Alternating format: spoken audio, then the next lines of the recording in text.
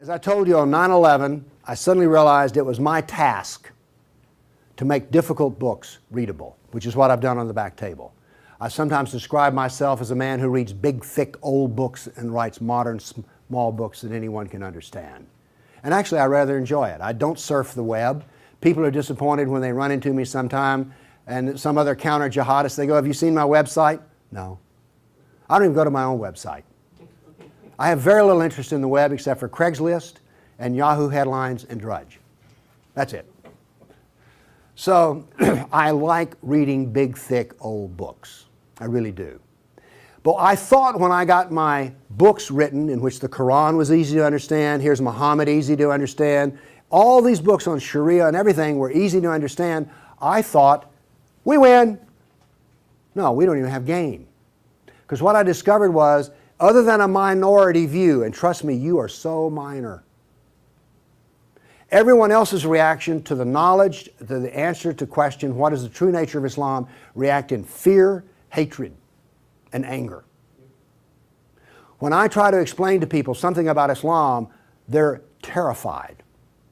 So I thought people would run when I got my books published, and indeed they did run away from me.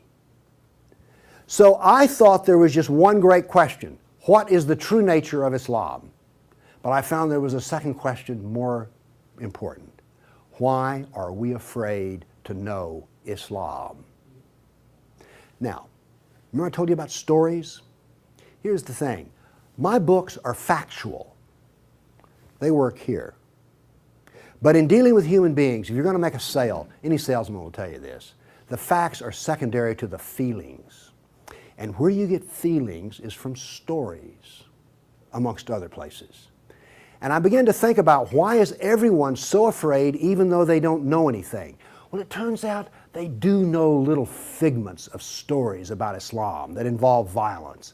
And the knowledge that they were into the slave trade does not come as a shock, really. So, remember I told you that the house of Sufism was like a palace with a smell coming up from the basement? Everyone smelled that smell. They just don't want to talk about it. But it's somewhere deep in the back, almost primordial mind. So, the problem is we don't know the history of Islam. We don't know the answer to this question. This is the world of Islam. How did it happen? You can ask very intelligent people, and they will not be able to give you the answer to this question. How did North Africa go from being European and Christian to becoming Arab and Muslim? How did that happen? And is that an important question? How did the Middle East go from being Christian to Muslim? And is that an important question? I think it's an overwhelmingly important question. All right. Now, to understand how that Islamic world came about, we're going to have to go about and see how Islam entered our world. Now, to do that, Islam entered the world of the Byzantine Empire. We know that in the Sirah, Muhammad's life, his last days were spent killing Christians and subjugating them. After he died, that process continued. So, let's describe the world that Islam invaded. Now, we're told that the Roman Empire collapsed when the German barbarians invaded Rome. You all heard that story? Well, that's false. That is not true. It is wrong. What happened was, after the German barbarian tribes invaded Rome, they set up their own version of the Roman Empire.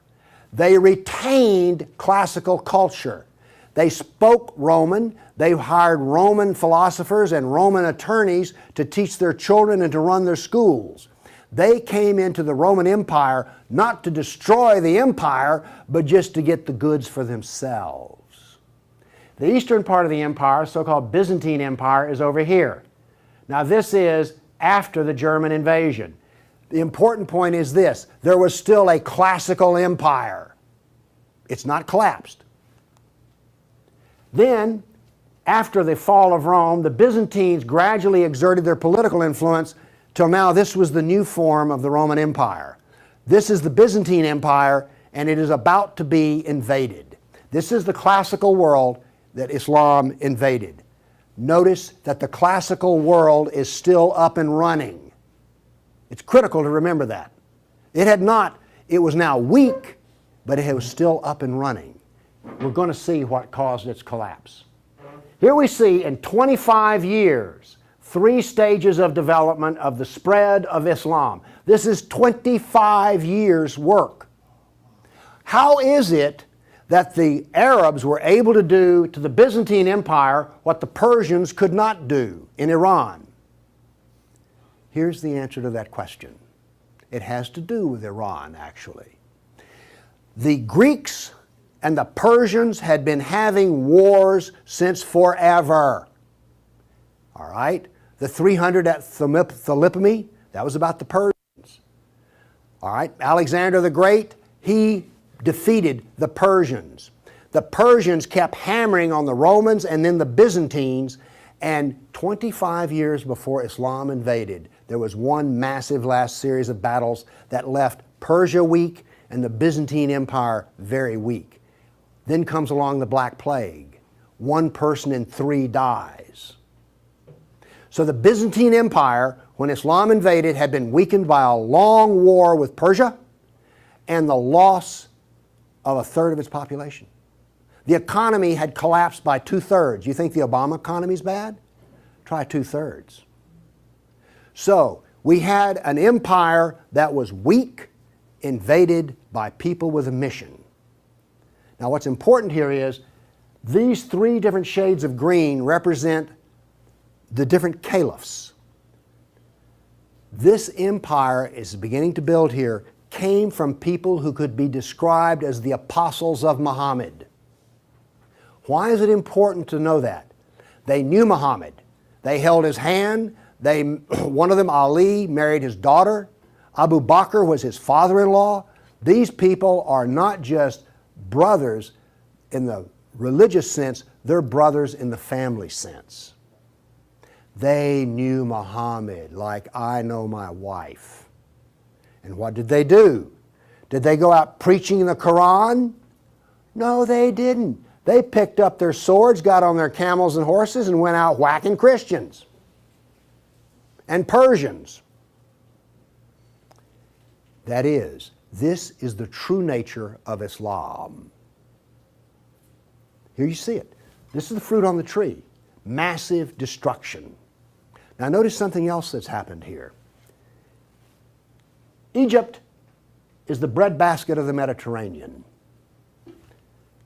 Syria, the heart of the intellectual world of the classical empire. In 25 years, the classical civilization lost its ability to feed itself and lost its biggest brain trust. This destroys classical Christianity. Christianity that we have today is a bloody stump of the original Christianity. Why? This destroyed the heart of it, transformed it. The first stage of the annihilation of classical empire, gone. The heart of it's gone. Okay. A century later, notice over here in Spain, 750 AD, Spain is already Muslim. This is rapid fire conquest. This is going to become very important because this happened as it were in the life of a nation overnight. This brutal assault is the key as to why we fear Islam. Now then, you're next going to see history that you've not heard before. I'm not a historian, but I am a scientist. And I can reason from data.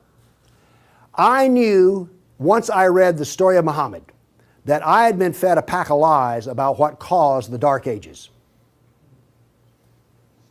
Roman barbarians didn't cause the Dark Ages.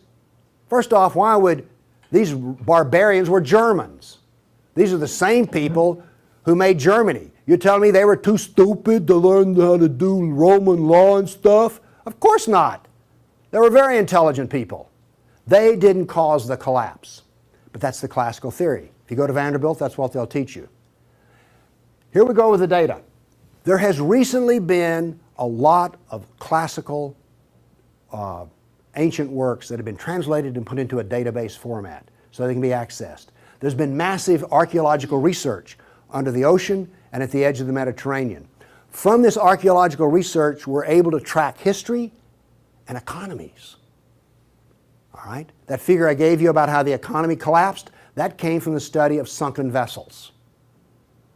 Because if you're not buying much, if 1 in 10, let's say 1 in 10 ships is sunk, that figure's not that high, but whatever.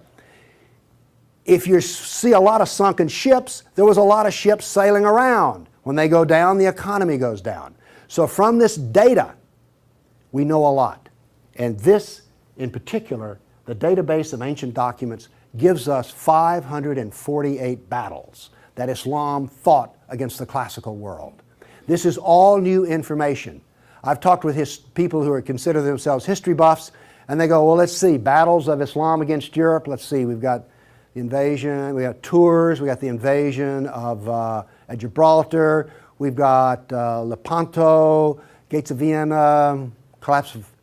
Okay, that's 5. You talk to a historian, and those are the 5 battles they can scratch up. And I remind you, you can have all of these slides if you just send me an email for it. Okay, what does this new data show us? It shows us this. See the white spots? They're brand new battles. They're going to change to red. These are new. Every time, I want to show you this all over again. Every tick is 20 years. The new battles for that 20-year period come up in white, then they fade to red to show you the history. So white's what's happening right now, red has happened.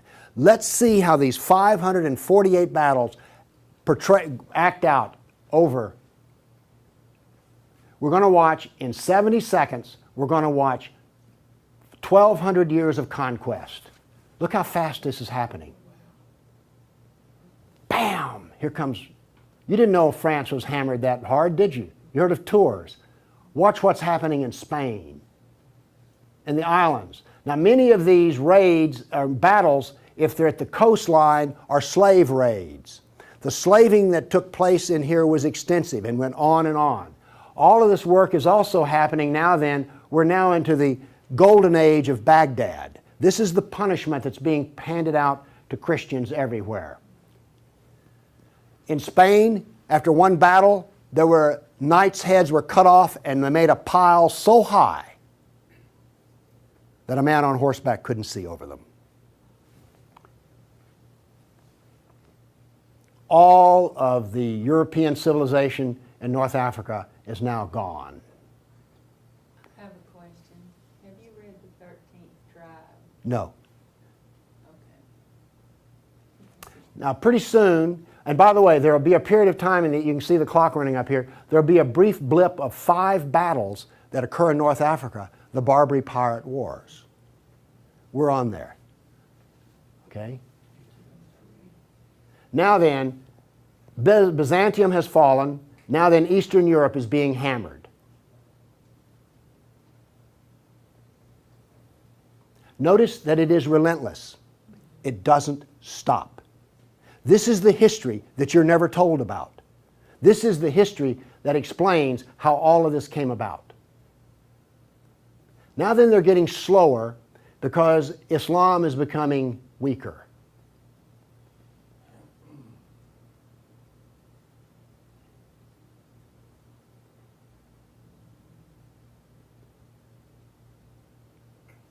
Why was it becoming weaker? Corruption. All empires collapse from the inside ultimately.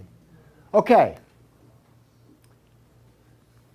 I say that what caused the collapse of classical civilization was not the invading German barbarian tribes. I say that classical civilization was destroyed by Islam. Now comes the question, why do we not want to know that?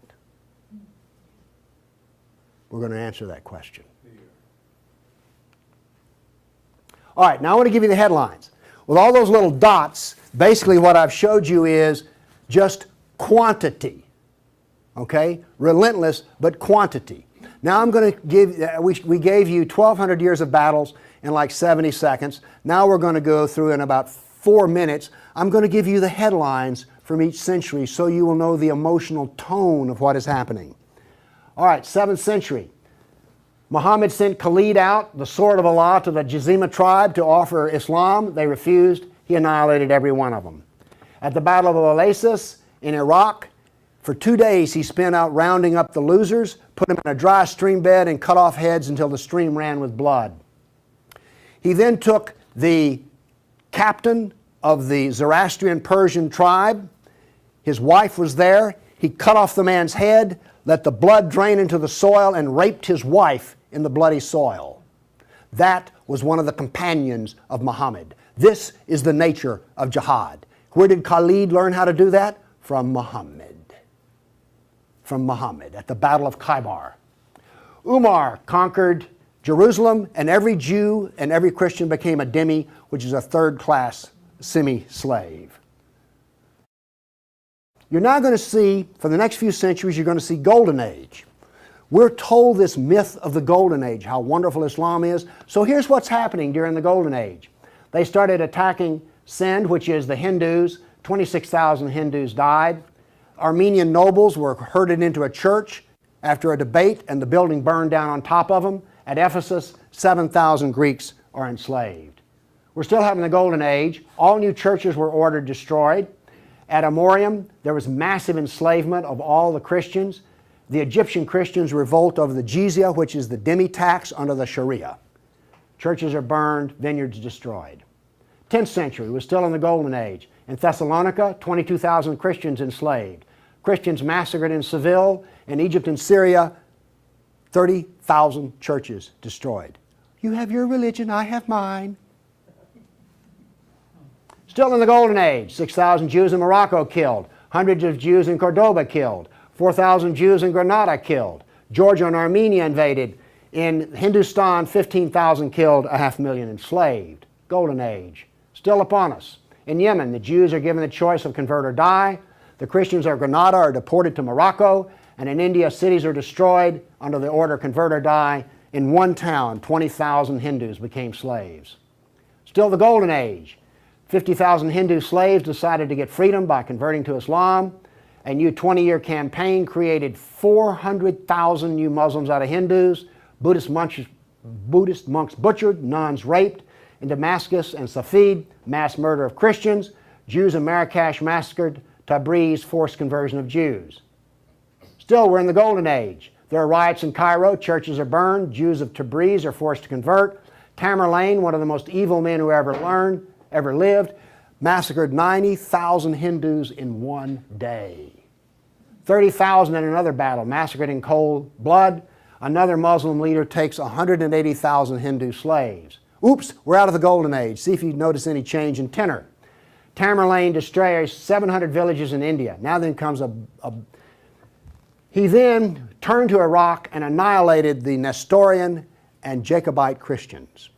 The Nestorian Christians, half of the Silk Route in China was Nestorian Christian. The Nestorian Christians had emissaries and missionaries in the court of China.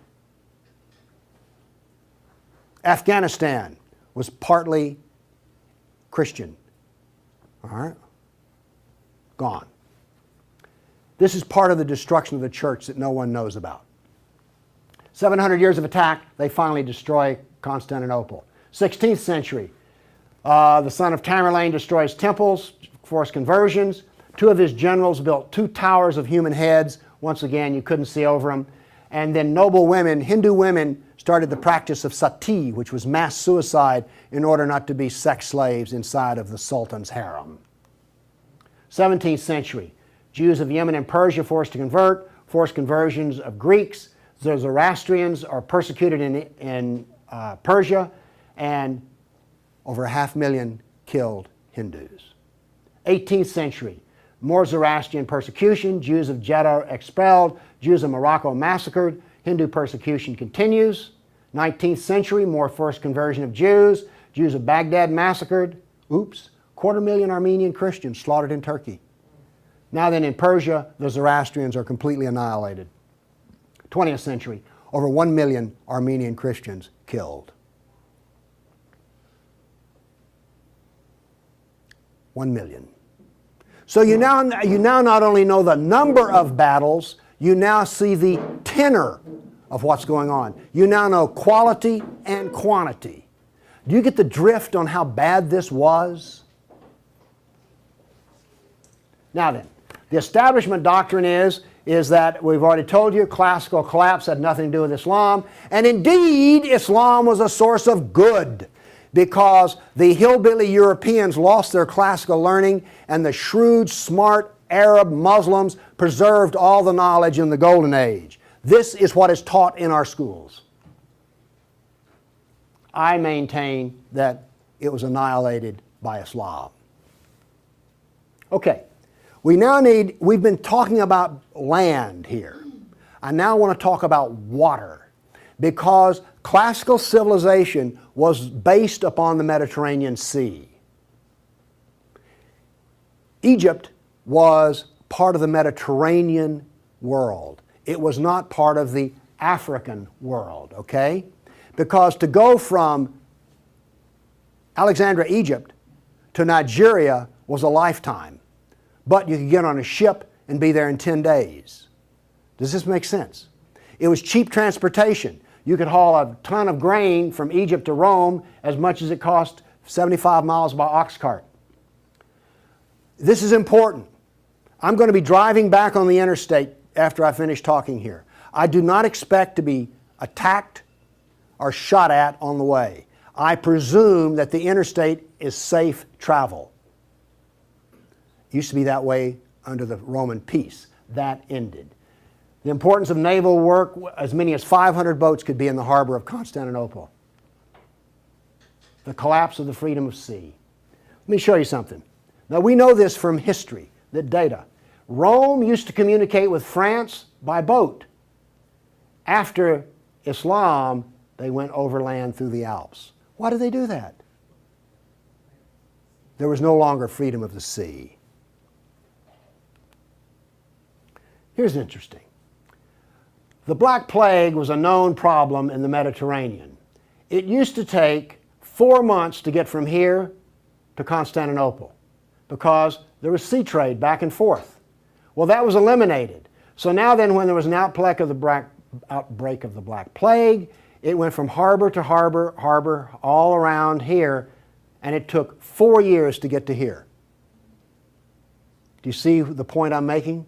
There was that little freedom of trade. As a merchant striking out to do business, you could wind up with your ship gone, your goods gone, and you're in chains, enslaved. By the way, this cuts down a lot on commerce. A brag. The Christians couldn't float a plank on the inland sea. What did this do? It isolated Europe and impoverished Europe. So, you know the business of the Barbary pirates? You know the business of the Somali pirates? Same. It is Sunnah. It is Sunnah, the way of Muhammad. There's a famous hadith which is repeated endlessly, in which Muhammad awakes in a dream and he sees his jihadists sailing the inland sea. Islam always practices, where possible, economic warfare. Muhammad attacked caravans. What was attacked in New York? Ooh, Trade Center. This, economic warfare. I am an admirer of Islamic civilizational war methods. They're superior to everyone else's thinking in war. They use everything for war. Everything, including the womb. This was an economic jihad. There were three, you've heard of the Dark Ages? Well, there were 3 Dark Ages. One in Europe, one in Turkey, one in North Africa. You weren't told that, were you? Wonder why. Here we see some ruins. What's the importance of these ruins? Well, they're up and standing. What happened to all the ruins in Rome? Well, the people who were still living there used them as quarries. They harvested them. The Colosseum remained simply because it was so big. What does this tell us here? If all this stone is still stacked up, there were no people. The invasion of North Africa was so brutal and so fast that it actually left in the harbor a layer of silt. Here's how that happened. North Africa used to be farmland, irrigated farmland. The Romans, clever men that they were, put along the roads in North Africa olive trees for shade and for keeping the road fixed for free. Because what would happen is you would bid on buying a lease on a stretch of Roman road in North Africa. You maintain the olive trees and the road, and you got to keep the olives. So the Romans got money from selling the lease, and then they got the road fixed for free, and somebody has a business making money. Is this clever or what? That all ended because the invading Arabs were not farmers, they were herdsmen. The people there were Christian, and so therefore, when the average Arab family would own 50 goats. They put their goats out into the fields of Christians, and the Christians as dhimmis had no right to protest. Between death and the erosion of the crops, there was this produced a layer of silt in the harbors. So that's how brutal, hard, and fast came about this collapse of economy in North Africa. What was left for a European economy? Furs, lumber, swords, and slaves. We're now really getting to one of the points where we don't want to know this history.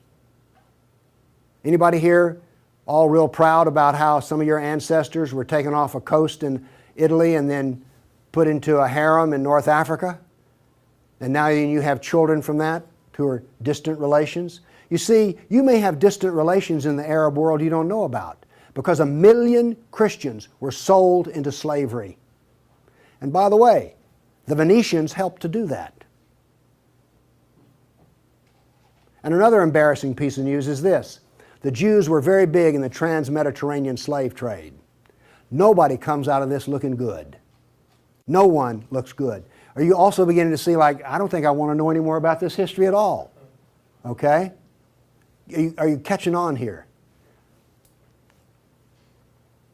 All right. Now, the other thing we're told that's so bad about Christianity and so pitiful about those poor Muslims are the Crusades. Who's ever heard this? Well, the Crusades, oh, that's so embarrassing. Gosh, you know, we got out of Europe, we went over there and invaded the Arab lands, and then we killed them and hurt them, and like, oh, I've heard preachers wallow in pity about how drastically bad the Crusades were. All right, first off, Islam, remember, destroyed 30,000 churches. The Jews and Christians were dhimmis. There was infinite number of brutality against Christians. Christians were fleeing the Middle East, and the Byzantine emperor appealed to the Pope, help us, please. Now, this was a big thing to do because the Byzantine emperor and the Pope did not get along at all. But these were desperate people. And what did the Pope look out and see? This is the world that he saw in 1100, the time of the First Crusade. Well, let's see, this much of Spain is Muslim, and we're getting our behind kicked on a regular basis. Oh, well, this Christianity's gone. Oops, this Christianity's gone. And look at all the battles in the non-Christian, in the areas that are still Christian. Do you see the geopolitical problem that the Pope was facing here? This was not just some, we'll saddle up, get on our horses, and go steal from them Arabs, which is what you're told. This is the political picture. But now then, let's do this. Let's look at a battle map for the Crusades. Let's be fair. I showed you the jihad map. Now here comes the Crusade battle map.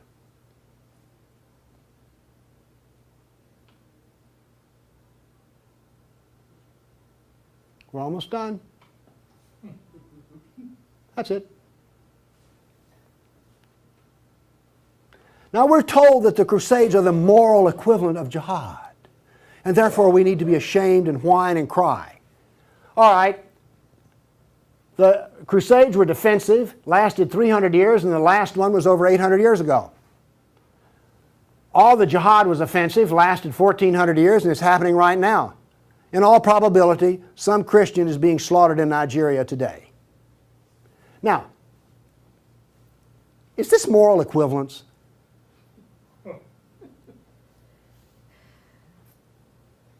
Why won't they teach this in a church school? So the ministers will stop, oh, the Crusades were just so terrible. No, the Crusades were one of the few times the church put steel in its spine. And then we apologize for it. Now then, let's go to the great benefits of Islam. We're told about two different golden ages. We're told about Andalus, the wonderful empire in Spain, in which there was multicultural peace, and Jew and Christian and Muslim all lived together in a golden age in Europe. You ever heard that? Well, here we go. This is the battle map of the golden age in Andalus. Now, while all this is going on, orders for slaves are being filled. The first slave order out of Spain was the Caliph ordered up 3,000 blonde virgins. They were shipped out of Spain. Battles are going on in which Christian knights die. But notice something here. The Christians won't quit fighting. This is going to take 700 years, and there's going to be nearly 150 battles fought. Where was this caliph located? There was more than one caliph at the time. This was a caliph in North Africa. Okay. Now then, looking at this, do you understand why when Isabel and Ferdinand were finally in full power, they told every Muslim in Spain to get out of here? They drove everyone out. Okay. My question for you is this. Was Andalus a multicultural golden age or a reign of terror? I claim it was a reign of terror, and it was not a golden age at all. And yes, there were a few people who had it good. The elites had it good. There were some rich Jews and rich Christians that had it good. Also, otherwise, there was constant war, slavery, and Christians had to wear robes so you could tell a Christian from a block away. And a Christian couldn't carry a sword, and they paid special taxes. And then we come to the question, why are we told this story? Now we have the Baghdad Golden Age. Here we go. This is all the battles that are fought during the period of the Golden Age in Baghdad. Now, not only are they as busy as they can be killing Christians, but they're also busy establishing the Sharia doctrine. They're also busy establishing the Hadith doctrine. And they're also busy in doing things like slave trading. You know all those exotic photo pictures you've seen of the harem? They're sort of pre-Playboy sexy, beautiful women in gauzy outfits. All of those women were Christians. Less romantic sounding, isn't it? The other thing that's happening in Baghdad is this. A new philosophy is being generated in which there is no cause and no effect. This turns out to paralyze the mind. Okay, those were all the battles that were fought during the mythical Golden Age. Okay, during the Golden Age, Christians and Jews were dhimmis, Christians were sex slaves. Here's one that gets me. During this Baghdad Golden Age, they evolved a philosophy in which there were no laws of nature and there was no cause and effect. I'm a scientist. We work off of two laws, the law of contradiction, does the data contradict the data, and the law of cause and effect. I've just explained to you why, out of their Golden Age, why you don't find Muslims getting Nobel Prizes in science. You cannot be a scientist and not believe in cause and effect. You just can't.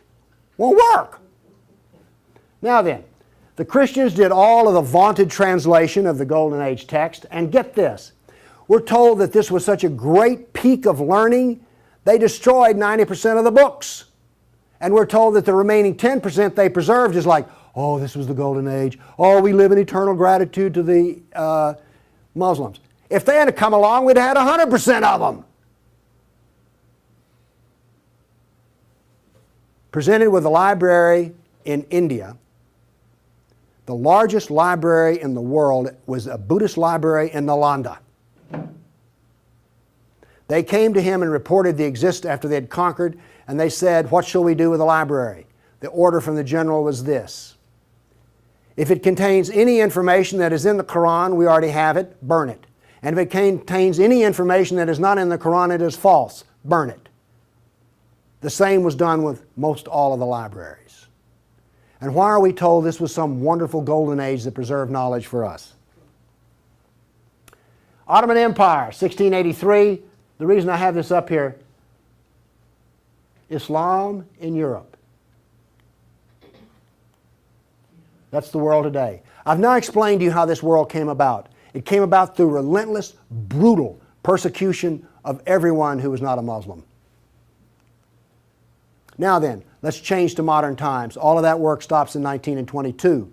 This works off a database of 19,000 jihad attacks since 9/11. There are things like this. I know the date, the country, the city, how many are killed, how many injured, and a description.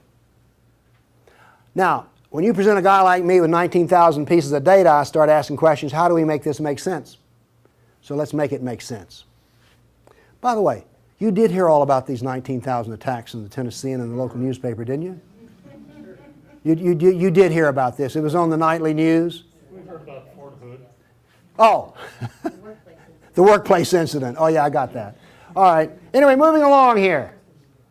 This, by the way, is where all these took place. I think that's interesting. And you'll notice something. This is the Islamic world, and it all centers around it. But notice how much is happening in Europe. Okay. I take the data and I parse it and I divide it. I use Islamic doctrine to analyze this data. What does Islam insist on? Well, in my first lecture, I told you they're fixated on the kafir, right?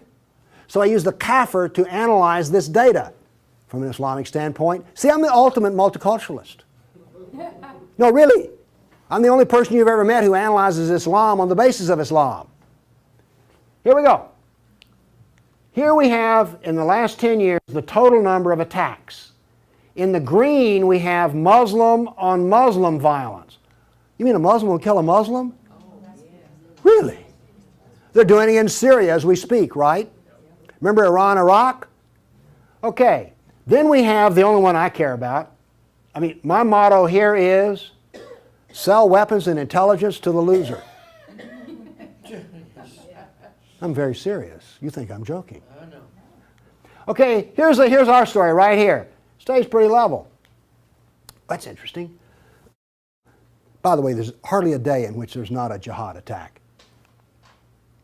Modern jihad is relentless, just like classical. Oh, by the way, one of the things this curve proves right here, Islam is bad for Kafirs, Islam is bad for Muslims. Islam is bad for Muslim and non-Muslim.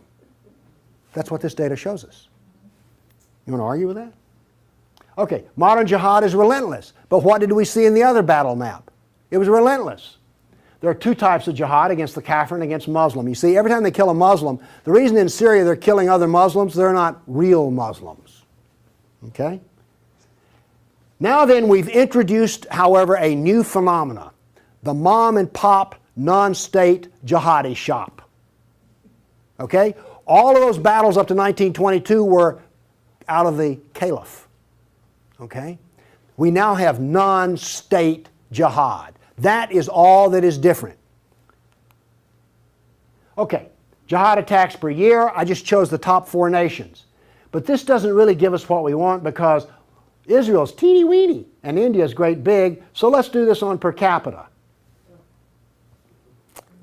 Now then, Israel, I bet you were surprised about Thailand. You didn't know that Thailand was getting whacked on a regular basis, did you? And look, here's a Christian nation, the Philippines, ranks number 3. And then India was Hindu. Oops, wait a minute. Do you know what I just told you? Jihad is against the Jew, the Buddhist, the Christian, and the Hindu. This is the data. Now you go to these dialogues, these multicultural smoozes they have, where the preacher and the rabbi and the imam show up. The preacher and the rabbi show up to tie, the Muslim shows up to win. And then what does the Muslim tell them? Oh, the Christians and the Jews, they're people of the book. Oh, we're brothers in the religion of Abraham with the Christian and the Jew. You know, we're practically the same. We're brothers in Abraham. How's that stuff work out? Well, here's one of your people of the book. Here's another people of the book. Turns out they'll kill a Jew, a Buddhist, a Christian, or a Hindu just as fast as they will another. So much for being brothers in the religion of Abraham. The data does not support the theory. Therefore, the theory is wrong. There is no brotherhood of Abraham except in the minds of people who occupy pulpits. The jihad is against the Jew, the Buddhist, the Christian, the Hindu, and the secularists, by the way. The secularists are the worst of all. Well, maybe worse than the Hindu. It gets hard to know, I mean, really. It's against all kafirs. That's who the jihad is against. The religion of peace. Here we go. 548 battles, 19,000 jihad attacks. In 12 decades, in 1,400 years that are jihad-free. Therefore, Islam is 91% violence and 9% peace. So George Bush was 9% right when he declared religion of peace. Constant violence is why? There's a doctrine. The doctrine of jihad is found in the Sirah, the Quran, and the Hadith. We've already been over this. They don't like kafirs. We have a whole doctrine of jihad within the text. Islam was only successful through jihad. Therefore, we have a doctrine which produces jihad, and it produces this effect of the collapse of civilizations. Here you go. Tears of jihad. 270 million dead over 1,400 years. Read them and weep. Read them and weep. The doctrine drives history. History shows the true nature of political Islam. Political Islam is the enemy of all Kafir nations. There's an intellectual history. In 1,400 years, I've read a lot of old documents. They never talk about the Muslim. They talk about the Arab, the Turk, the Moor, Al-Qaeda, Asian. And it's always been by specialists. And today, all the established specialists are apologists for Islam. Why was the Quran code not cracked in recently? How come we don't teach Muhammad? And why is the Golden Age propaganda taught?